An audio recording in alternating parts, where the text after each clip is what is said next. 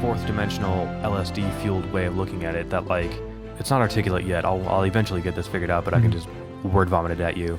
Like you've got all these like expectations of what your life is supposed to be, and you sort of develop them kind of in childhood or maybe through your life. You know, like this is what I wanted to happen, and at some point, you know, they either do or they don't, the things that you want. But at the end of the day, you have, you know, assuming things don't go great, you know, like 8 decades to like, you know, be alive on Earth and walk around and see the universe. And if that didn't go according to, you know, the plan that your apish evolved brain came up with, it's like, dude, so what? Like, this was the life you had. And that's, I'm sure there's, you know, a philosophy that covers that sort of, maybe it's Stoicism or something, but it's like, this is how your life was. And, you know, what is that a big deal to? Maybe is what this is getting at, right? Like to yourself, but then just have your goals be what you have. Yeah. Maybe that's a lot easier said than done. I kind of see what you're saying, but there's also, if your goals are just do whatever happens, then you don't end up striving for the really big things that you wanted, right? I don't know if that follows. I could see how it's a super tempting way to walk into it. Like, I think having an ambition is actually really kind of cool and very frustrating too. I obviously am not going to be getting this novel I just wrote published the traditional way. So I've come to my peace with that. And maybe that's part of what's been fueling all this too, that I got to start all over with another one now. But if you're just like, you know, I'm just going to do whatever and live my 8 decades here, I feel like it's cool to have like something big to grow for, you know, to really drive you. I like people with that fire. And I do too. I think maybe I'm not expressing it well. Like I said, this wasn't articulate because I'm not anti-ambition. I'm very pro-ambition. I think it's great to have big projects, you know, like I want people like Elon Musk to be like, you know what? Fucking Mars is going to happen. Yeah. I don't want him to be like, you know, it's not meant to be or whatever, right? What I want is like, first of all, I don't know what the process is exactly like, but maybe, you know, I'm not sure when it's time to give up and self-publish or sell it yourself or whatever. But, you know, that doesn't mean that like that can't happen for you, right? Right. But say something that, you know, you wanted to happen, but just it didn't work out. Like something that, you know, could have happened but didn't, you know. And so like how long, I know I don't think this is tearing her up, but just now going with hypothetical, imagine she, you know, this is like 2 or 3 years, she's still upset. And so like at that point, it's how like, long are you going to let that eat away at you? It's like, dude, don't. Like this just happens not to happen. Right. And there's nothing that you can do to change that. If you could through hard work and good plans make it happen, then by all means go nuts. Yeah. It's a sucky thing that happened and you can use it to fuel you, but don't let it like destroy you. Yeah, or maybe just take a different spin on it. Like a very minor example, a few weeks ago, I learned that they're hiring another entry-level developer for the core services team at work, which is like the cool platform team that's building the foundation of this $750 million company that I was on for like 6 months before I was moved off to like the mobile app team, which is like, fuck you. Well, so I was kind of butthurt about it for a little while, and then I learned they're hiring another SE1 for that team. Okay. And I'm like, what the hell? Yeah. You know, I know more than they do. I've been doing this for a while, and I know what they've been doing over there. It would take a lot less time to catch me up. Yeah. What makes this noob better than me? Right. And I was kind of bitter about that for like 2 hours, maybe most of a day. And then I was walking across the bridge back to my car, and I was like, you know, why am I bummed about this? You know, in a couple of years, I'll look back and be like, oh yeah, I was not selected to go back to the cool team at the first development job that I had. Like, how big of a deal is this really? Yeah. Now, I didn't take that to be like, you know what, things are just going to happen. I don't need to try. I'm going to take a back seat. I still want to get awesome. I still want to be really good at my job and be for the goal of like A, making a fortune, and B, you know, excelling. I'd love to be, you know, like there's a 25-year-old, or I think he just turned 26, and he's a senior. I mean, his dad's an architect, so like he's been around this as a kid, but like software architect. Yeah. Okay. And he, I mean, he's been like since he started here, just this titan of like knowledge that the 15-year veteran seniors are going to like. What do you think about this? I would love to be. I think that's super fucking cool. That said, the guy's got some personality things with work that he takes it, I think, way too seriously. Granted, there's a lot on his shoulders. This company wouldn't be where it's at without specifically him, but like. I think he doesn't let himself enjoy it. And I think that's the hard part about work. If you really want to be good at it, you got to care. And I just can't care about accounting. Oh, that's fair. Yeah. I mean, so I care, but not enough to like let it ruin my day, right? Or bring down my like life. He seems to hate his life, and I'm, dude, you make, I'm assuming like $130,000 a year, and you're 26. You'll be able to retire at 32. Yeah, get a grip, bro. Yeah. You know, do whatever you need to do to enjoy the fuck out of this, right? Yeah. But I mean, I get it. He's a different person. He's got his other life stresses. I don't know him that well, whatever. But so like my nonchalant attitude doesn't mean that I don't want to kick ass and excel. It just means that like I'm trying not to let things get to me, and I think it's working. Right. You know, like I'm sorry, we're still talking about not the podcast. No, that's okay. You know what? I'll throw this into the main podcast at some point because this is interesting. And that was more of a hypothetical. I think that I know she was hurt by it, but I don't think that she still is. But if she is, I think the perspective to take is just this, big step back, what Neil deGrasse Tyson and Carl Sagan would call the cosmic perspective. And just like, not to say like, you don't matter, you're an ant on this floating speck of dust. I can't take the cosmic perspective because I always get suicidal. Then that's not what I'm talking about. Okay. I see nothing matters. I will, God, and that's one of those things that like, you want to be remembered after you die, right? Sure. And that's why you're right. You go like, maybe I'll be like Homer or Shakespeare or something. But both of those guys got really fucking lucky. And for each one of them, there's been like 10,000 different writers. And eventually you're just going to fade into obscurity. And it's only been 2,000 years. Give it 100,000 years, no one's going to know anything that I've ever done. And it's like, so why bother with anything at all? So you and I have two solutions to that. Well, one is to not die. Yes. Then you can continue to be productive and contribute to society. That's right. And just enjoy stuff. That too.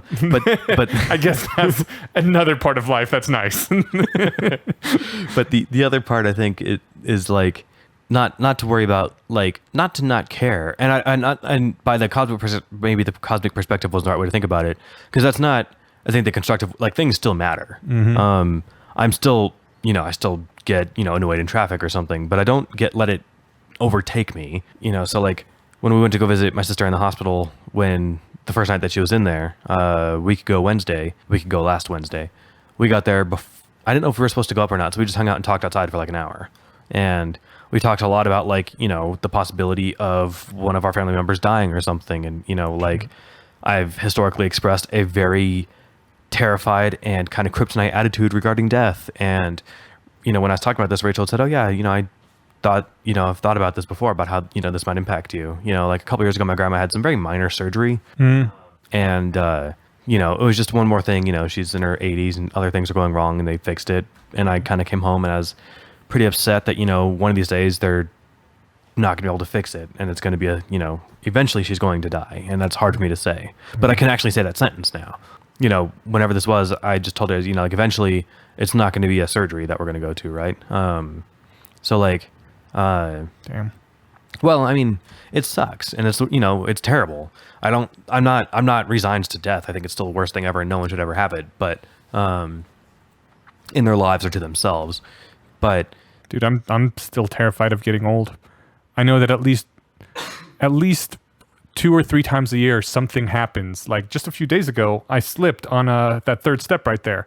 And, still young enough that I managed to just jump down on the ground and catch myself. But I'm like, dude, if I was old and 80 and didn't have this ability, I would have landed on my ass and broken a hip and possibly died. And just, even if I wasn't died, I would have been crippled for the rest of my life. And like, fuck, I'm going to have to be so much more careful when I'm old like that. And not looking forward to that whole process.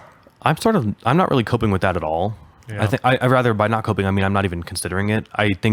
I'm old enough to where like I've had lasting damages from injuries, which is stupid because we're young and virile. That shouldn't be the case. All right. But when you're 80, you'll put a banister on your stairs or what do you call it? A guard. So like, and I mean that in a literal and metaphorical sense, right? You can set life things up to be more careful. But I'm also strongly suspecting that, and we'll talk about this, I think, with David in a couple of weeks. The future is not going to be like now, probably. I don't envision a future where I get old and decrepit. One way or another, I don't see that happening.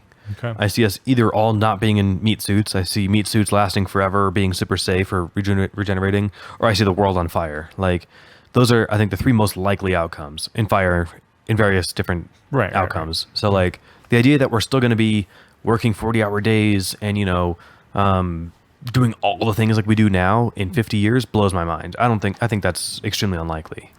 I don't know. I mean, I also think, I don't know. I can't put a likelihood on it because while I agree with all the things I see about basically how the tech singularity is coming and we're going to be replaced if we Augmented. or augmented, right?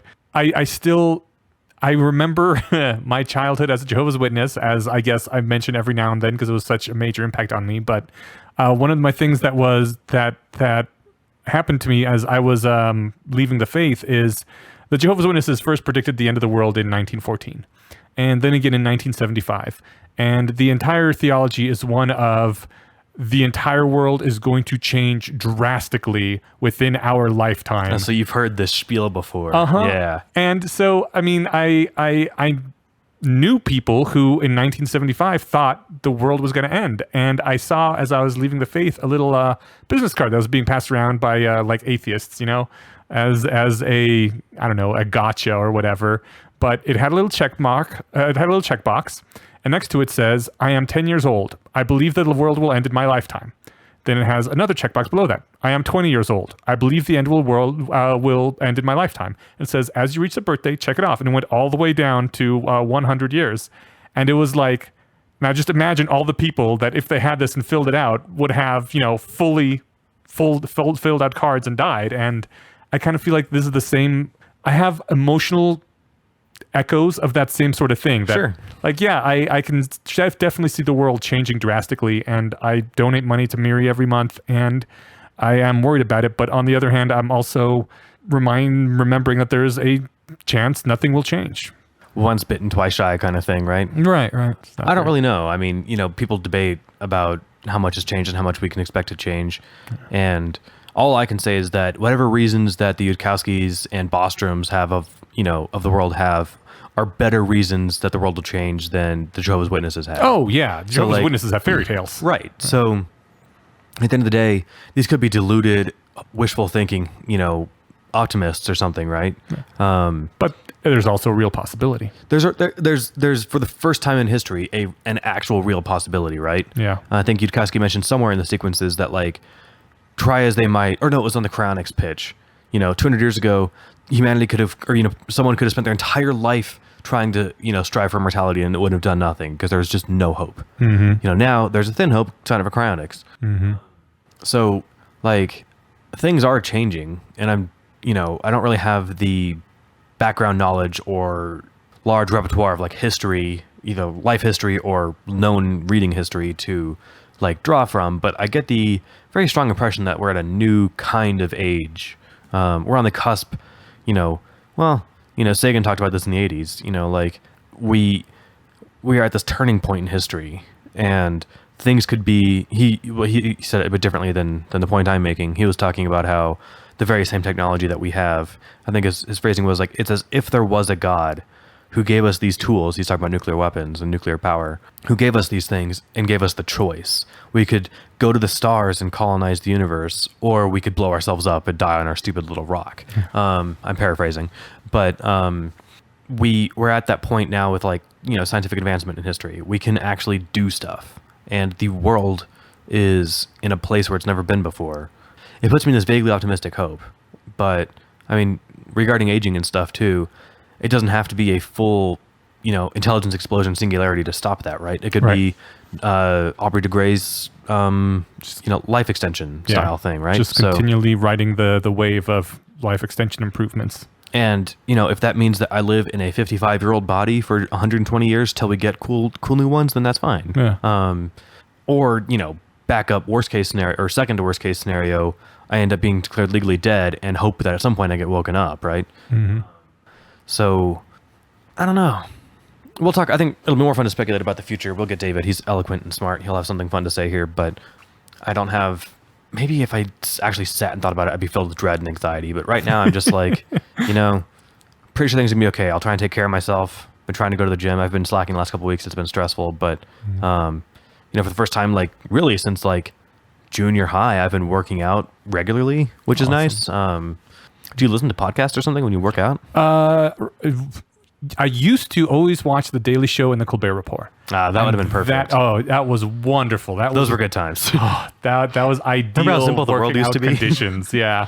And then, Stewart left The Daily Show and Colbert Report folded, and now, I mean, I sometimes watch The Daily Show with Trevor Noah. It's not quite as good, and I still haven't found something else to take the Colbert Report's place. I mean, he does he does that new show, The Late Show, but it's not the same. No, it's not. Sometimes I watch Steven Universe, sometimes My Little Pony. I got into Atlanta recently, but Atlanta is so visually gorgeous. I don't want to take my eyes off the screen for too long, Sure. So I don't know. It's I need some sort of entertainment, and that is what I do. But I mean, you could rewatch Rick and Morty or something, fill that time. that's not a bad idea. Because that's not a very, you need to pay full attention show. Well, I mean, it is, but once you've seen it once. I'll say this. I've seen every episode probably at least 5 times. Of Rick and Morty? Holy shit, that's kind awesome. that's kind of how I watch TV. Okay. It's dumb. We were talking before we got on the show that, I don't use my free time well at all. I don't engage in new projects. I don't better myself at my job. I want to get better at the things that I need to do to excel at my career, and I'm not doing that. Instead, I'll rewatch, Brooklyn Nine-Nine or, other, not even meaningful shows. They're just funny and relaxing. And relaxing's a thing that's important to do too. yeah, but for 2 hours a day, I don't know, maybe more. 2 sometimes. hours a day doesn't sound like that bad. of watching reruns. Okay. Well. Yeah, I mean, it could be worse. Yeah. And that's probably about an average. But it's still come on, like I said earlier, I could at the very least be watching new television. Right. But I hate memorizing new characters and new names and new storylines. Okay. I still find that process daunting. That's why it's so hard for me to start new books. But I need to get over that, and I think I will. I'll just actually start doing it. I'll watch Atlanta. I need to catch up on Westworld. Oh, Atlanta's so good. No, I'm sure it's great. I've heard only good things. That reminds me, I saw Deadpool today. I didn't say that on the air yet. It was very fun. Everyone go see it. Speaking of Brooklyn Nine-Nine, I agree. Terry Crews plays a main character in that show. Oh, in Brooklyn Nine-Nine. Yeah. Okay. And it's great. The whole show is outstanding. They're all great actors. They're all great. A lot of them are very funny, people in other stuff. Andy Samberg plays the main role. But it's just the level of writing, the straight man of the group, the stern Professor McGonagall style character, just as a kind of a comedic twist. The straight man in the show is gay, and it's that level of subtle, quirky, jivey humor that runs the whole thing. Okay. So it's vaguely a cop show, but it's really funny, a lot of running jokes and that sort of thing. The fact that it's a cop show also kind of threw me. I mean, it might as well not. It could be anything. Yeah. It just happens to be a cop show. I suppose I can think of it as, in an ideal world, this is what actual cops would be like. Maybe we'll talk about this at some point. I am of the unpopular opinion that police are not as bad as it is now popular to shit on them for. Okay. Many cops are. There are many issues with the police force. I don't want to be the guy who's Blue Lives Matter. Our boys in blue never do anything wrong. Yeah. They do, and that sucks. And but I mean, this is somebody who had a vague ambition in their teenage years of wanting to be a police officer, because I loved the idea of the protector class of people. It's their ambition to be, the first line of defense, protecting people, and that's not really what it is. No, But I love that idea too, and that's what it aspired to be, I think. I think that's one of the reasons that the police force is as bad as it is, because the people who are just sadistic monsters get in there, and the protector class leave because they don't want to be around those people, and so it degenerates. Yeah, it could have gotten to the bottom, and I'm not that in on it. I was really slowed down a couple of years ago when I came across a number that I could dig up again. I've got it saved somewhere in my Reddit history. Was it the roughly 30% of cops score on the psycho? No. This was the opposite kind of finding, that it was 85% of the time. It was a list of all the fatal shootings that year, maybe 2015 or 16 or something, and there were a few hundred in the U.S., which is a lot. But 85% of the time, they were under the apparent threat of a gun. Okay. And I was under the impression before that it was almost never, that they're shooting poor innocent people, screaming not to be killed all the time. Right. And that's at most 15% of these deaths. Which, don't get me wrong, that's way too many. I was about to say, I'm not that's defending a lot, that. yeah. But my perception was, and I think many people's perception is that it's all of them. Okay. And it's no, a lot of these people are brandishing a weapon or something, and or an apparent firearm, which that's what this number was. Wasn't just they came at them with a bat. And in that case, you don't need to shoot them 16 times. But at the same time, too, they're not going to throw down their gun and grab their baton and get into a sword fight, right? Right. And I mean, the reason is that if they lost the sword fight, which they probably would because they're not trained sword fighters or knife fighters or whatever it is. I don't want to make it too facetious, but the idea that hey, if I get knocked out, now this bad guy has a gun, because now he's got my gun. And now think of all the damage he could do. And also, you kind of do got to shoot him a lot because, I mean, the thing that stops people is blood loss, right? And you need to shoot people a number of times to get the blood loss low enough that they'll high enough that they'll pass out. Right. And don't get me wrong, I'm horrified by every instance. You know, there was that one just a couple months ago where... Because, like, bullets don't do enough meat damage to incapacitate you by taking out a muscle. You just gotta... Yeah, but they fucking hurt. I think that stops a lot of people, too. Yeah. But yeah, if it's somebody's charging you, you're not going to shoot, stop and see if they stopped, and then shoot again. It's kind of just like, nope, we got to put this guy down. And, you know, is there a trigger-happy subsection of the population of police officers? Absolutely. And that's fucked up, and that shouldn't be the case. I'm not coming off as, like I said, cops do nothing wrong, but I think I'm less anti-cop than the average person in my community. I think it's the fact that there are so many awful cops that really puts me off to the system as a whole, because it's the same thing with, like, the Catholic priests. It's sure only a small percentage of them molested children, but what is wrong with the institution that those people stay there and are protected? It makes me think that everyone there must be pretty awful if these, you know, psychotic, sadistic cops keep just staying in the force and are protected by their friends. You're not that much better than the other guy. And I don't think, like, someone who did have that protector ideal would be able to stay in a system like that does protect the sadistic, awful people. Yeah, there's probably the occasional martyr who manages to stick around and try and make things better or something. But yeah, and that's a really good point. And I think that, I mean, you know, the system that allows bad police officers, you know, why isn't the motivation of every district or precinct, I'm not sure how this works, on what level these decisions are made at, but why isn't it like, no, absolutely, body cams, we should, the second those become available, we want them all. We want these bad cops off the street even more than you do. Combine that with the fact that, like, your average person's only encounter the police is them rolling you for, you know, going through a stop sign, you know, or rather, like, not a California stop is what it's called, where you come to a slow stop or slow roll and then go through. You get a $150 ticket. So, like, your only encounters with the police are them being complete dicks and being unfair.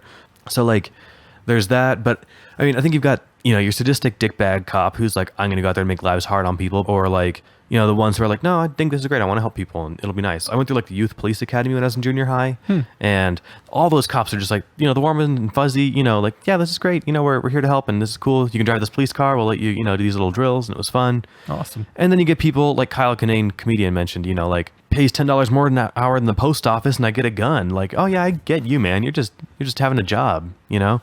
But at the end of the day too, you know, it's pretty cool that if, you know, somebody breaks into your house or you're feeling threatened, you can call the police. Many people can call the police and somebody will show up at your house, put their life at risk to come help, you know?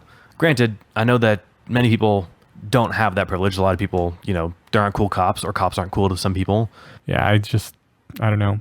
I've been convinced that cops generally always make things worse when they show up. They can never make things better unless, like, there's literally someone in your house trying to shoot you or something.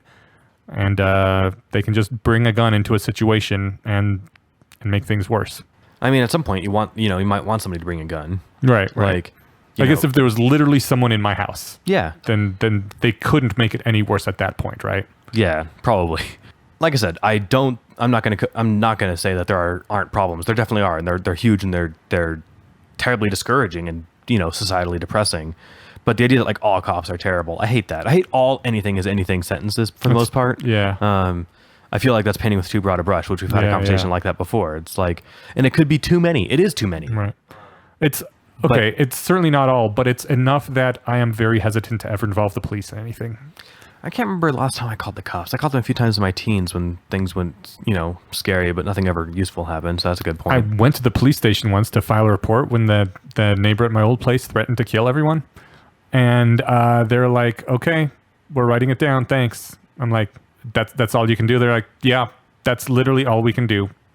We wrote down that you made a complaint. I mean, at some point, that's not... I do this annoying thing where, like, I try to steelman things that they're just made of Jello and it's not going to work. But one thing is, like, what would you want them to do? Take your word for it and go arrest them? Not arrest them, but... Go talk to them? And maybe. Go talk to them. Maybe they should have done that, right? Yeah. I mean, at the very least, if two other people came in a few months with those things, like, all right, now we've got enough that our red tape says we can go do something. Yeah. But you don't want your neighbor, you know, who just doesn't like you because of whatever reason, to be able to call the cops and be like, he's being a dick, and have cops come kick your door in, right? So, like, there needs to be some barrier there. Yeah. But at the same time, it's still like, hey, we should do something before this person snaps and starts actually killing his neighbors, right? Yeah. I don't. That's a tough line to cross or tough line to toe. I don't really know how to solve that. I was kind of surprised at how useless going to them was. Yeah. And I mean, I guess obviously it's better to have a paper trail because if it keeps happening, they build up a record, and especially, if other people complain as well. But it's like, okay. I almost feel like that was a waste of time. Yeah, I can totally see that. Sam Harris had a cop on his podcast. I think it was, I can't remember what the episode was. It was right during, there was like 4 episodes in a couple months where he did like a Navy SEAL, a police officer / like now private, advanced weapons tactics trainer and stuff. And it was like a few episodes on like how to deal with like violence in the real world. Oh, yeah, I remember that one. That was a really good episode. It was really good. Yeah. So strong recommend on that. It was a fun perspective. But one thing that Harris, I can't remember if he pointed this out to his cop friend or was another episode, but he was like, I have a friend who lives in LA, like in $1 million house neighborhood, and she was robbed. And, one of the things they stole was like her iPad, and they could point to the house where this person was at. So she goes to the police station, because on her phone, as long as you've got it connected to your network of devices on your iCloud stuff, you can say, yep, from my iPhone, I can see my iPad, and this is the house that it's at. Mm-hmm. They were like, okay, thanks. And it's like, well, what, you guys are going to go get it? It's like, we literally can't. Our resources are stretched too thin. So like at that point, if they don't have the resources to go after, some millionaire stuff in a nice neighborhood, it makes sense that they don't have the time to go after your neighbor, right? But that's sort of like a bigger scale problem than, it's not even maybe they just don't want to. Spending all this time harassing people and writing stupid tickets. Yeah, I mean, traffic cops and, drug war and all that crazy bullshit sucks up a lot of their time where they could be actually doing useful stuff. And destroys lives for no reason. And the systemic problem that the culture of police officers defends bad cops rather than says, fuck that monster, we want him out of our ranks too. Yeah. I guess I kind of get there's probably this us against them kind of thing, and just for the same reason that, any minority community is reluctant to eject members who are getting a little fringe, even sometimes very fringe, right? Mm-hmm. I mean, how bad do some people, we talked with Vivian a few weeks ago about TERFs, the trans exclusionary radical feminists. They're probably in some feminist circles still, right? They don't get kicked out for being total dicks because it's like, well, we need all the help we can get kind of thing. I'm not sure what causes people to keep people like that around. Yeah. And it is a dark mark on, the feminist groups that keep those people in their ranks, but I don't know how to solve that either, right? But it seems to me a similar tone of issue. Yeah. So don't get me wrong. I think I'm pro the ideal of cop, which I think most people are. Mm-hmm. But I think there's too much of eagerness to like, this is my only point. I'm not making very much of a strong point. If it sounds like I am, I'm not. My whole point is that I think that saying all cops are evil or all, I think anything with the word all is too broad. And there's no, I don't know. I think it's too harsh. Yeah. Like I've met some really cool cops. I guess the best you can say is on net, this institution is either useful or detrimental to society. I don't know how we would do without the institution completely, right? Right. We just divulged into the Purge. I saw the trailer for the first Purge, whatever, like the prequel movie, which I only saw the first Purge movie. It was a fun premise. Then I saw the Rick and Morty episode, and I was like, all right, I've seen them all. Yeah. But although apparently the premise of the first Purge is that it was used by the government as an excuse to send out cops to murder people. That's true. But the idea that, we need to, so I think that, people need to, well, the Purge movies are jokes, but I do think that at some point you need the threat of like, yes, we will kidnap you and throw you in Azkaban if you do too much bad stuff. That needs to loom over society because some people need those bumpers to keep them in check. Right. Or at least enough people need that society to collapse without that threat. I don't know why this is such a long thing that I got on. I don't know how this started. Sorry. It's all good. All right. Well, that was our weird digression on police and stuff. I can't remember how that came around. So we started digressing with something. Yeah. Okay. All right. Welcome to the Bayesian Conspiracy. You've been listening for a half hour. I'm Eneasz Brodsky. And I'm Steven Zuber. Thanks for your patience. Indeed.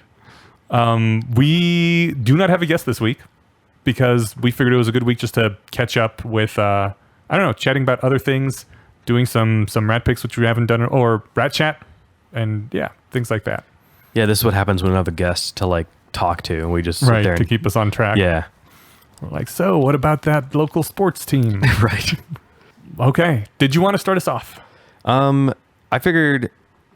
I guess I don't really Or have do we good want- start-off material. Did we want to like start with listener feedback this time? Do it all backwards? Sure, why not? As long as we're going way out of order. Yeah. Well, skimming through some stuff here on the subreddit. Last week, I like to, once in a while toe some gentle controversy. So I was curious what this Jordan Peterson business was. And I've spent some time reading a bit more about him. I still can't bring myself to watch any of his videos. I did read Scott Alexander's review of his book, The 12 Rules for Life. Rules, okay. And Scott seems to really enjoy the book. I think Scott's kind of long-winded and hard to summarize, which, holy shit, might be the whole point of like Peterson being hard to summarize and long-winded. All right, that gave me pause. I think Scott has a very, I hate to use the term mystical, but almost sort of a mystical, spiritual connection to certain intellectual things, and this just seemed to hit all the right buttons for him. He's the guy who wrote the book on, the world running on Kabbalistic law and, everything. He gets that level of mystical is the only word I can think of too, thinking, I think, pretty intuitively. Right. So someone's making 100 parables about hell and heaven and, metaphor and then drawing all these lessons from it or something. Well, that might hit Scott perfectly. Exactly. For me, I'm like, all right, you don't need to do this long-winded 10-minute explanation just to make your point. Anyway, you had feedback. Yeah, I'll paraphrase real quick. I didn't go through all of these yet, but Mordinamail, who is Matt Freeman from the awesome Daily Planet podcast, he co-hosts on there once in a while, and he co-hosts full-time We've Got Ward, which I strongly recommend for everybody. He said that he's read 12 Rules for Life, and he'll give The Steelman of Peterson, which sounds actually a lot like Scott Alexander's summary. I'm going to ask him if he read that. But basically, I'll skip like what the point about from the points from the 12 Rules for Life and just make the general Peterson point that, he'll give some example, usually from like a story from the Bible or something, which again, just pause. Sorry, Matt, but it's like, I still have a hard time taking any of that seriously because he has this whole bastardized version of truth so that he can say, oh yeah, the Cain and Abel thing happened. It's true because it's useful to have that life metaphor. Oh, fuck me. And I don't know if he said those two sentences in a row, but that is exactly the kind of thing that I think he's trying to get at. And somewhere in there, he's weaseling in the truth of his particular religion, which is dumb as shit. But anyway, he'll make some, the point of Cain and Abel, which isn't just some psychopath killing his brother. It's the whole idea of a man who resents his brother so much that he murders him, but it resonates metaphorically with a timeless message about how it's easy to come to resent someone that you should love when you feel that the universe has unjustly rewarded them and withheld your just desserts from you. So like that's a really good reading of that. And you wrote a really impacting story from the Cain and Abel thing that I really liked. Oh, you read that? Oh yeah. Oh, cool. Years ago. All right. Yeah, I never got it published, so I didn't think you'd read it. You put it somewhere? I once asked for feedback. From me? Possibly it was on Facebook before I had the full writers group. Oh, So maybe it was. like, yeah, hey, anyone want to read this and maybe help me make it better? Did that ever make it online? No. Oh, well, if it did, people should read it. But since you're hiding it, then they can't. So I thought it was fun. Okay. And it was a different kind of take, but it made which one killed the other person? Cain killed his brother? Mm-hmm. It made Cain's perspective really fun. So anyway, not what Peterson was getting at, and that's a bit of a digression. But Well, I'll think about maybe putting it online at some point then. why not? I think it was good. You thought it was good? Yeah. All right. I thought it was really cool. Okay. Well, it was a different take, but it humanized it and it made it fun. Yeah. So I mean, my since writers never know if what they actually wrote is any good or not, my way of judging it is, will someone give me money for it? And if no one gives me money for it, I'm like, obviously this isn't very good and I should hide it from the rest of the world. you could publish it in your next series of short stories. I could. And then only sell those or something. I don't know. Yeah, but then, it's not that way. No one else read the story and said, this is good enough, I'll give you a few $100s for the rights to publish it, So... Well, I enjoyed it for what that's worth. I know that's free and doesn't you can't pay your mortgage on compliments, but you can't fucking pay your mortgage with writing either. Are you shitting me?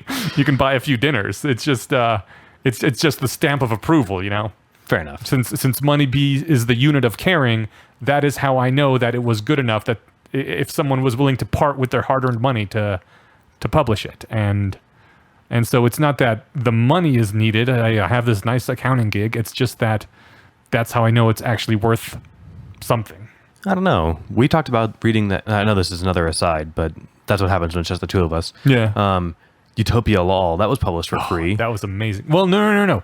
that was put online for free. Strange Horizons pays professional rates for their stories. Oh. Yeah. Okay. Well, I didn't pay for it and I enjoyed it. So Right. but yeah, the author, I guess, made money on it. So that's good because it was fun. Yeah. All right. So anyway, last side note before I get back to Matt's comment, he points out that, old stories have a lot of wisdom. Sorry, last aside, then I'll get back to it. I challenge that assumption or that assertion. Some old stories have some wisdom and some have a lot. Many of them are completely pointless and have nothing to do with anything. What is the wisdom in Lot fucking his daughters or in, Jesus killing that fig tree? I'm sure somebody's made some stuff. Like there's a lot of weird, pointless shit in the Bible too, right? Yeah. The whole obsession with foreskins and all those poor dead animals. Like the advantage that old stories have is that everyone knows them, and so you can refer to them and then make whatever point you want. That's fair. Yeah. So it's not that they have a lot of wisdom; it's that they have a lot of shared inferential knowledge. Everyone knows them. Right, and I think that's something that Peterson makes as a platform of his thing. Me having not read any of his stuff properly, just from what I've heard, that his whole thing is like all these stories came about from humanity trying to make sense of chaos, and that's where all this stuff comes from. Okay. And in his weird bullshit sense, they're true because of that, but it's mainly just this is the distillation of our wisdom, and it came together in these myths. Also, the sense you got to make out of chaos when you're a sheep herding society is vastly different from the chaos that you got to make sense out of when you're a modern interconnected world living in a city kind of. We have these weird economies where we go and do what seems like pointless nothingness for our entire lives and get paid good money for it. And I'm like, I juggle numbers. Most of my life I've been juggling numbers. I do the same goddamn thing every month, and yet somehow this is valuable enough that people are like, yeah, we need you to do this. Here's a bucket of money. I'm like, okay, I can keep doing it, but you don't feel like I got done renovating basically done. I still got a little bit left, but I got done renovating my house just very recently, right? And that was fucking fulfilling. Because you come in here every day and there's a little bit more done. And you see the fruits of your labor every time you come home. Yeah. There's paint on the walls now where there was shit on the walls earlier. There's hardwood floor down where before it was carpet that had been peed on, And just like you make the world around you better and you can see it. Whereas when you're just toiling away at the office job, it doesn't feel like you're doing anything. Maybe we're the target demographic for Peterson's 12 Rules for Life. Because I think, from what I got from Scott Alexander's review is that it helps you do that more in your life. Okay. If you're the kind of person that you can get wisdom from that. So anyway, Matt says that Peterson does this a lot. He pulls some psychologically resonant moral out of a biblical story or fairy tale and then shows how that explains some bizarre facet of human behavior. And generally he's right, or at least the explanation feels sufficiently plausible. Perhaps this is because every time he uses a story to highlight a new flavor of human evil, you automatically reflect on yourself and see that you've absolutely been there and you've absolutely seen that evil, and the conscious recognition of that rejection of evil is a step toward, like Scott Alexander recognized, being a better person. So and then in parentheses here he's got, there's a level that this book is therapy, forcing you to go beyond the abstract. Yes, people sure do have a lot of evil in them that tends to create their own suffering, to here are 6 times in my life I've created a hell for myself through lack of moral conviction. The 12 rules are practically banal and almost all translate into literal platitudes. Take care of yourself. Pursue meaning, not happiness. Take responsibility for yourself. Hold others responsible for their actions, or they won't respect you. Don't lie. Fix your own life before you presume to fix others, or before you try to get political. Or, like Scott pointed out, suffering's bad. Mm-hmm. So, fairly standard, almost stereotypical advice to expect from a stern father figure. But Peterson makes you understand, or at least feel, that you failed to live up to these seemingly simple basic guidelines of moral behavior. Then you're complicit in the construction of your own personal hell. Because life is suffering and chaos, it's only through diligence and effort that you can steer your soul through it and find meaning and order, and there's something deep within people that simultaneously doesn't want to hear that and deeply needs to. I mean, maybe his book does that, but from what I saw of his, interviews and other videos that I saw, he does not do that in person. So one thing that I can say from still having not read any of his stuff, and I've talked earlier with Enosh that I'm a pretty slow reader, and the 12 Rules might be pretty low on my bucket on my list, but honestly, I'm getting enough good reviews from it from people like Scott Alexander and David and Matt that maybe I need to read this book. So maybe I'll check it out. Generally, self-help books read pretty fast too. Yeah, maybe. I'm not sure how big it is, or if it's even classically a self-help book, and I imagine I'll find all the, if he's half as long-winded of a writer as he is a talker, then it's going to drive me nuts. Yes. But maybe he's more, I think Scott Alexander said maybe he just has a good editor. So, yeah, it's, at the very least, I've been given more pause. Now I've got 2 data points of people that I know personally whose intellects I trust, who think that there's a lot to be gleaned here. I'll notice, Matt, that you dodged the question of, is Peterson a cool dude? You just talked about his books. So thanks for that. If you want to weigh in on that. Why do we care if he's a cool dude or not? Because, like, I think he first came into public prominence through, like, challenging Canada's law that, that through a fairly understandable interpretation, you could be held as hate speech by not calling somebody by their preferred pronouns. Okay. And he's against that. Okay. So he's like, no, I'm not going to let someone, basically control my thoughts and actions through being a bully. Yeah. I don't think, and to be charitable, I don't think that he thinks that is the intention of most people wanting non-gendered pronouns for themselves, but it is the kind of language weapon that is employed in totalitarian things. And like Alexander points out in his thing, there's a big kind of running joke that he's afraid of this, neo-postmodernist Marxist conspiracy taking over the world kind of thing. So this is the kind of weapon they would employ. Well, I also really dislike, I know this comes up a lot, but these laws that are basically never enforced except for when the government wants to fuck someone for whatever reason. And then there's the fact that everyone is committing all these felonies all the time, and you can't help it because fucking everything is illegal now. It's just, we had another one of those. Yeah, but this was expanding the definition of hate speech. Yeah. Which, it wasn't like a whole new cloth law. It was just like, nope, hate speech is, calling someone a faggot and not calling them their preferred pronouns or something, right? Right. I'm assuming that wasn't exactly how it was written in the law, but something like that, right? Well, it's kind of hard to accidentally call someone a faggot too. Whereas Did I say accidentally?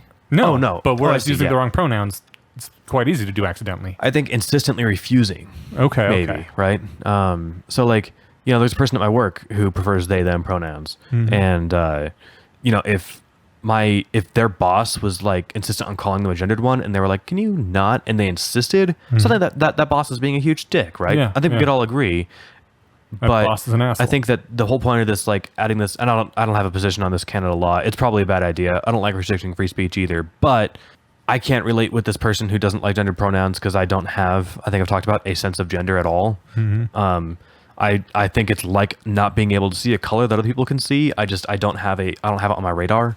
Which I've been talking more and more to people, and this seems to be a very common thing in the rationalism sphere.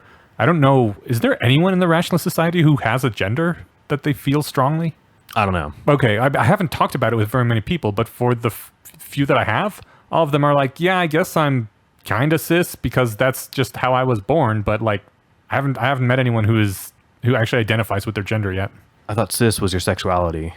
Or no, I don't know. Yeah, no. Cis is your gender. Yes. Yeah, straight is your sexuality. That's the other thing too. Is I was at a coffee shop once and I overheard like these, excited college girls taking, some humanities studies class, and it was like gender studies or something, and they're like, "Oh my God, we just learned about like the 27 different genders that there are," and I'm like, I have no idea what you guys are talking about. Right. There are like 27. That sounds like, I wonder how different they could all be. Because like I could get that there are 2 colors that I can't see or something. Mm. Are there 27 different colors I can't see? Maybe, but that's a lot. So I'm guessing it's just different expressions of this thing I don't have. Maybe it's like a sense of smell, and they can smell all the things, and I can't smell any of them. So I can't even relate to the one thing that they're talking about. But anyway, the other thing with my perception of Peterson. So like aside from the fact that he has. I couldn't find good citations. Although I did find a couple. They were in the comments of the Slate Star Codex post of the review on 12 Rules for Life, that like the university wrote him a letter saying, look, we've had a lot of kids complain that you wouldn't like address them by their by their preferred pronouns, and you're making them uncomfortable. Who cares if they feel like they're being coddled or whatever, or if you feel like they're being coddled? Like, it's respect them. That's what they want, and we're not asking you to do a lot. Just it's kind of like I don't know, if I constantly mispronounced your name in a way that I can't think of a good way to do it, but like, or if you called me Steve and I prefer Steven, right. And it bugged me a little. It's like, it doesn't take that much for you to add that N. Yeah. In fact, at some point you're doing it to be a dick. Right. So like, knock it off, especially if you're a teacher. Yeah. So like, apparently he didn't want to stand down to that. And I don't know the full context on all that. As far as I know, if someone could point me to a source where someone is like, yeah, I'm one of those students and he was a complete shithead to me, point that out to me, I'd be curious to see it. I didn't find anything quite like that, but that and the fact that he seems to give, people that a lot of us don't like, like alt-right Nazi style people, a lot of ammunition, and be like, here's this intellectual who says a lot of the things that I agree with, and well, let me caveat that, because you can have that about people I do respect, like Sam Harris, exactly. So like, I don't think you can be held morally accountable for some of the people that agree with some of the things you say. But if you're getting a large following of people, if I suddenly got a lot of friends in the alt-right, I'd wonder if I'm saying the right thing, right? If I found people holding up quotes, I'm making this up, but maybe there are, if someone's holding up a quote with something that I said at one of these rallies, they'd be like, I should take a step back to self-evaluate. That's not how I want to be inspiring, right? Okay. And so far as I know, he's not stepping away from that. I think he's decried it, but he also spends a lot of time decrying the left, like is also popular. So, well, I mean, I'm kind of worried because I am in favor of eugenics, not in the murdering people way, but in the making the babies that we have in the future have better genes, and there's a lot of people in the horrible positions that are also fans of eugenics, and I would not want someone to judge me harshly just because I'm saying that this thing of getting rid of genes that fuck people's lives and bodies over is a good thing, which I do think it is a good thing. I would hate to have people associate negative things with me because the Nazis also say that. Yeah, that's true. And I don't really know what to say there. I guess, someone could take Harris's criticism of Islam and be like, here's our well-respected intellectual who is also anti-Muslim, and I'm going to run with that out of context. I think the hard part is I'm trying to find things in context, and he's also notoriously hard to quote, which I find super annoying. So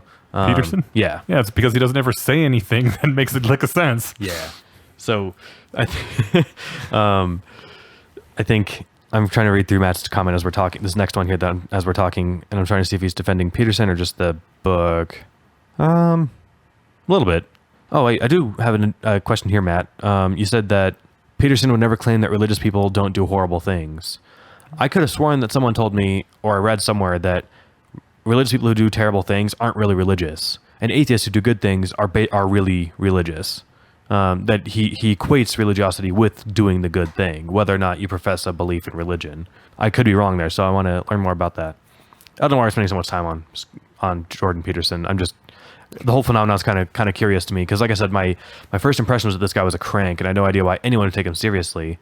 And then I met smart people I know in real life who I respect, and they're like, oh no, there's something to him, check him out. And I'm like, okay, well, given that I'm a slow reader, do I really want to dedicate 30 hours to reading his book? Right. But I'm now toying with the idea that I might, so we'll see. Could make for an interesting episode. Yeah, all right. Give me 6 months. I'm a very slow reader. Speaking about controversial laws and restricting freedoms and such. Oh, hold on. I'm sorry, really quick. I don't mean to interrupt. Operation Question gave us a link to a 5-minute video, which I haven't watched yet. I just found it. I should read these before I come here. It's been a weird week. We asked for a short video, and apparently there's a 5-minute one. I will check that out. Do you want to pause and just watch it right now? Do you want to? Sure. All right, we're pausing. BRB.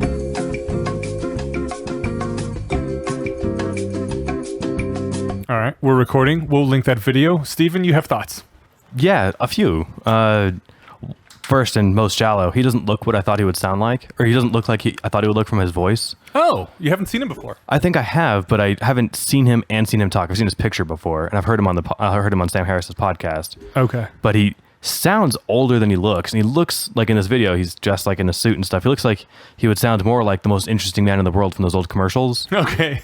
And instead he sounds like this kind of like, old guy. It was interesting. Yeah. But that was obviously not the content of the video. Stay thirsty, my friends. Yeah.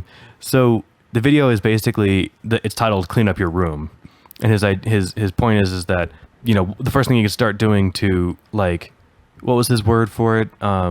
Stop doing what you know is wrong and do better for yourself. The first thing you can do is literally clean up your room. Yeah, literally clean your room. It's an expression of yourself. It's your environment, that sort of thing. That might be a simple instruction that, might be more original, but the idea that, like, you're struggling with becoming a better person and self-actualizing, it sounded a lot to me like, what Islam teaches about, like, the internal jihad, the struggle against yourself and your base, your akrasia versus self-actualization or something, right? Or maybe what, Eastern traditions are more about like enlightenment or self-fulfilling or something. Why aren't we doing that? I don't know if maybe this is someone's first exposure to that idea. It sounds it is profound. It's not, I don't think he's claiming it for his own either, but I also found that fairly, intelligent sounding and worth 5 minutes watching. I think everyone should check it out if they're at all interested in this dude. I still don't get the love for him. Like, yes, that's good advice, and I also strongly back it, but I don't see him as like a prophet. I don't know. If he managed to inspire some people to start cleaning up their room, then I guess it was worth it, and it's a good video for them, because I mean that really is good life advice. Literally and metaphorically, to clean up their room, and Yeah, well, start with the literally. Yeah, and the other thing he advocates is, like, in the short video, is to stop saying things that aren't true, right, or that make you feel bad saying it. But again, like Matt was saying, that's really banal, common advice. I guess, like, some people just like his presentation, and if that's what works for you, then yeah, sure, go for it. Maybe the long-winded version of that thing is actually inspiring enough to get you to do it. Okay. Like, I mean, one thing that I've come to realize over the last few years that, like, that stopped me from being more successful early on, and, like, quote successful, because I just started, like, I've just passed a year at my first real job, and I'm 28, is, like, just stop. In the words of the great philosopher Shia LaBeouf, just do it. I believe he got that from Nike. He delivered it in that flexing TED Talk. Okay. If you haven't seen that TED Talk, don't bother, but watch 2 seconds of it. He just says, just do it over and over. It's very funny. Don't let your dreams be dreams. But it strikes me that there's a certain kind of audience. You told me once that Atlas Shrugged was a very formative and important book to you at the time that you needed it in your life, but you wouldn't recommend reading it. Right. So maybe this is like that. Some people would recommend reading it for Peterson. Like, I don't know how much I could glean from this. Although if Alexander gleaned something from it, I probably could. I'd like to think, unless it goes right over my head. But I could think of people who could literally start in the place of, like, clean up your room, and I have people I know who feel disorganized, and, like, they're trying to figure their stuff out. Hey, this might be the kind of book that this person needs. I don't know. I'm not talking about you. No. I'm looking at you and I'm saying it. Yeah, no, I understand. I don't know. I get the feeling that this is one of those things everyone needs to find out for themselves. And most people, when they find it out for themselves, get a push from some external source, like a Peterson or something. And so even though it sounds like banal to most people, the people who get it right then when they need it, which is everyone at some point in their life, really latch onto that person who helped deliver it at that point. And I think this is another one of those frustrating fucking things about aging and dying, because this shit takes some time to learn. Like, nobody knows at the beginning of their life how to get things done, and that keeping your room clean is actually important, and that getting enough sleep is really important. It's shit that you find out through the long suffering process of going through life and being shitty at things and slowly getting less shitty. And then once you start learning that stuff, you get old and you die, and the next generation has to learn it all fucking over again. And it's this continual treadmill. And I don't know, but people say, like, well, why don't you learn from your elders or something? I think that is such bullshit. No one in their lives has ever learned anything from their elders. The elders just gave them that push right when they were about to learn it themselves. Like Peterson, and I guess that's good that if he's fulfilling that role for a number of people who don't have anyone else in their life to fulfill it for them. And maybe he's one of those people that, like, says, sane or mostly good things 75% of the time, and 25% of it is that kind of fringe, and, like, I wish he wouldn't say that so much. Right. But this stuff's cool. Yeah. Maybe that's this guy. All right. I think I'm moved. I'll at least read more of his stuff and watch some of his stuff. Maybe he has some essays I could read. That'd be nice. But I might actually read this book. I'll put it on my list. Well, I can't put it on my list of 100 books. I will make a point to try and read it soon. Yeah.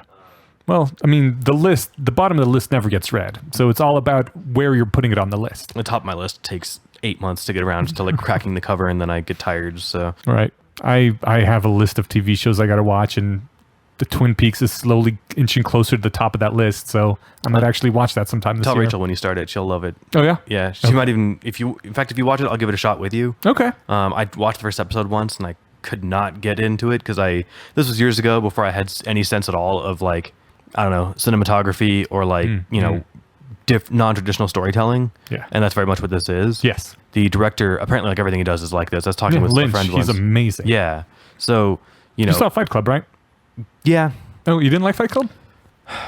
I get kickback on this every time. I liked parts of Fight Club. I thought that it was fun. It was this cool kind of like, undertake, a lot of parts of it were cool. Mainly I hated the end. Okay. So like at the end, if you haven't seen Fight Club, skip 30 seconds. He shoots himself in the face to kill Brad Pitt. And then he's talking with his girlfriend and holding her hand and watching the world burn or whatever. Yeah. And talking with like this raspy voice. Uh-huh. Like, so I'm thinking, if you shot yourself in the face, you'd be dead. Right? He managed to miss all the important parts. So he really did shoot himself is how that ended. That's how someone, so my issue was that for years I hated this movie because I was like, so he metaphorically shot himself in the head or shot himself in the face to kill Brad Pitt, but he's still talking with a rasp like he actually did damage with the gun. Yeah. So I'm like, okay, so did he do it or not? Like, I think he just did a shitty job of it. Did he shoot Brad Pitt? Did he shoot himself in the face to kill Brad Pitt? Like he got in a fist fight with Brad Pitt and he just did it psychologically? In that case, why is he bleeding and have a rasp? Like what the fuck's going on here? So the answer that they're the second person to say this is like he actually did. He just survived. Yeah. And he survived enough to talk and stand around and not be like, I need to go to the hospital now. He's dead. Well, this is a guy that's like been fighting himself and not realizing it. You can't tank a bullet from that. No, but he could like easily think that he's blowing his own brains out and actually have the gun pointing like out his cheek or something, Oh, so the raspiness wasn't because he shot himself in the mouth or like through the. I thought that he shot himself in the back of the head, like through the mouth to the back of the head. I mean, that's obviously what he thought he did too, because you see him putting the gun in his mouth. But since he survived and seems to be just kind of bleeding with the raspy voice, he must have not shot himself that well. So the raspiness might be him gurgling on blood, not on him talking through broken vocal cords that he shot with a gun. Right. See, I was under the impression that he either survived the gunshot that would have, blown the head off of the rest of us and killed us through movie magic because reasons, or he didn't actually shoot himself. He just did it in his head. But then why is he rasping? So that was all right. That's how I took the end. All right, the movie was fine. Okay. Twin Peaks is weird. That's my impression. Yeah. I'll be willing to check it out. Well, I think, moving past all this Peterson business, I think that I'm sold enough to check it out. Yeah, so that was fun. Thanks for engaging me so much on that. And we'll have David on in a while. I'm sure Peterson will come up because he's one of the other sane people that I know who likes him. Maybe by that time I'll have read some of his stuff. So yeah, I think he's a fan, but some of Peterson's popularity among groups of people that we're not huge fans of has given him pause. Okay. Not to like throw his character out, but I'm paraphrasing, to kind of do away with some of that like idol worship stuff. I think, and I can't remember if David said this or not, he kind of found Peterson's stuff kind of right when he needed to hear it. Yeah. And I totally get it. It'd be weird if people were running around quoting Yudkowsky at alt-right rallies, and I don't know how I would process that information. Right. I'd be like, all right, I got to step back and assess. I don't see how you possibly could, though. Let's find a quote that we can put under a picture of the tiki torches and not put that online, just laugh. I mean, he's got such his writing just has such joy in it. It's just this aura that you can't associate with alt-right. Yeah, that's fair. And you can do sound bites of Harris that you totally could put on a poster. So yeah. All right. Yeah. Well, that was interesting. Thanks, everybody. All right. Sorry to have engaged us for so long on side notes. I wanted to talk about, unless you've got other stuff, but you sent me that link for that Google AI assistant. Yeah, but there is one listener feedback I wanted to do. Okay. This is from Zikaron, and this is on the Getting Schooled episode. He says, at first I agreed with Eneasz because he said a few words that made me think we were thinking the same thing, but the more I listened, the less I agreed. I thought he was going more in the direction of Paul Graham's thoughts. And then here he quotes Paul Graham. Public school teachers are in much the same position as prison wardens. Wardens' main concern is to keep the prisoners on the premises. They also need to keep them fed and as far as possible, prevent them from killing one another. Beyond that, they want to have as little to do with the prisoners as possible, so they leave them to create whatever social organization they want. From what I've read, the society that the prisoners create is warped, savage, and pervasive. It is no fun to be at the bottom of it. In outline, it was the same at the schools I went to. The most important thing was to stay on the premises. While there, the authorities fed you, prevented overt violence, and made some effort to teach you something. But beyond that, they didn't want to have too much to do with the kids. Like prison wardens, the teachers mostly left us to ourselves. And like prisoners, the culture we created was barbaric. Paul even brings up how pre-industrial young adults spent their time happily in apprenticeship, which Eneasz thinks is a solution. That or letting kids drop out. I'm not sure what great results he's expecting from that, though. Eneasz, what do you think America will look like if we allow students to drop out? What good things will come of this? Do you have any experience with alternative students that are working to get a GED outside of the general public education system? Yeah, Inyash. All right, so I read that because I very much agree with that Paulgram essay, and I think part of the problem, I wasn't feeling very good about that schooling episode when we were done with it, because I think I was trying to tackle too much in one episode. One of the things that I was wanting to touch on was that the schooling doesn't seem to provide us very much in terms of what we want in educational outcomes. But the other thing I wanted very much to say was exactly what Paul Graham had said, because that was very much on my mind as well. And I think I actually sent that link to Zeke, or maybe we stumbled across it independently. But in either case, Which link? The Paul Graham essay. Oh yeah, that was why nerds are unpopular. Yes, and I read that this week. It was pretty fun. Yeah, it's all of his essays are pretty damn good. But yeah, that was one of my favorites of his in the top 3. And I think I kind of conflated two separate things in that episode, and therefore didn't hit on either one as thoroughly as I would have liked to. And I think I did a disservice to both of them as a result. But yeah, very much of my... And the fact that we had a teacher on didn't help things, because the teacher kind of has a how are you going to tell someone that you're friends with that I kind of think your job is acting a lot like a prison warden and not caring about how these kids conduct themselves? Because I very much had the same experience. That I think this is true in prisons as well, and in old what is it, the court societies of the kings and such, where there is nothing you can do to contribute to society in a meaningful way. So all status is reduced to sniping at each other and pecking and just, who can you tear down and how can you make yourself look cooler? But there's literally nothing you can do of value to make yourself more valuable to society. So it degenerates into these awful social dynamics that are just toxic for everyone. And I think that is a lot of what school is. And the reason I promoted not forcing kids to go to school anymore is because partly that would help with the whole prison warden thing. If you aren't forced to be there, it's less prison-like, and the teachers don't have it as one of their main jobs to keep you on the premises, right?